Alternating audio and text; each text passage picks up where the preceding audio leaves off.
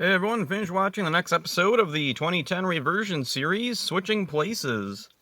There's some kinda weird edits this time, and a kinda weird episode. Squat sneaks into Billy's garage and tampers with a new invention of his. A transition effect previews the monster for the episode, a genie monster, creatively named Genie Monster. Rita's latest plan is to send down the genie in his bottle because Zordon won't be able to detect him right away.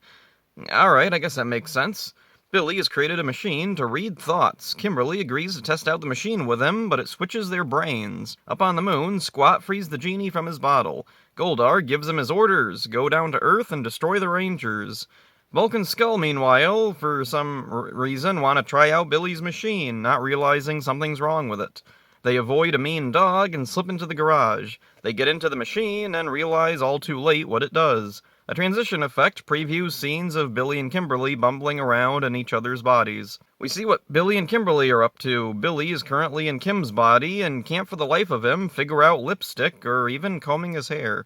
Kim is tutoring a kid with a computer and somehow causes it to explode. The computer, not the kid. Back on the moon, the bad guys have apparently done nothing but stand around for hours, and Goldar once again gives pretty much the same directions to the genie, which he can't even follow because he has to be in the lamp when he goes to Earth. Squat and Babu go down to Earth with the lamp but drop it. The genie comes out. Billy and Kim lose their tempers with each other and explain the very odd situation to the others.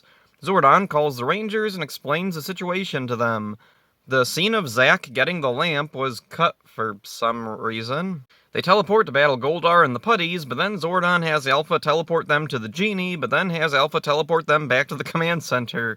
This isn't something the reversion did, it was just always schizophrenically paced here. During all this, Billy and Kimberly's minds are still switched. I honestly don't know if Zordon is aware of that or not. Rita makes the genie monster grow, and the Rangers call the Zords. It's all routine and standard, but with Billy piloting the Pterodactyl Zord and Kimberly piloting the Triceratops Zord. At the command center, Alpha discovers the source of the genie monster's power is the genie's lamp, but can't risk teleporting it because it could destroy the Morphin Grid. Sure, why not? The Rangers, meanwhile, have adapted to Kimberly and Billy being switched. There's no confusion on the part of anyone.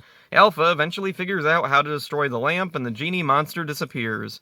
Later, Billy and Kimberly use Billy's machine again and successfully switch their minds back to normal. Bulk and Skull show up and ask to be switched back too. It works, and we end on Skull asking if he could switch brains with Billy for his upcoming math test. The edits this time aren't particularly egregious, but some of them are just bizarre. Bulk and Skull get little thought bubbles. Bulk thinks of a cake. Skull thinks of a cake with Bulk's head coming out of it.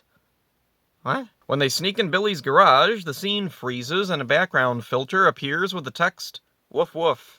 The weirdest to me, though, has to be the scene of Zack picking up the lamp being completely removed. Like, yeah, it was a stupid, anticlimactic scene, but what was so wrong or redundant about it that it required it to be cut? Was it too long?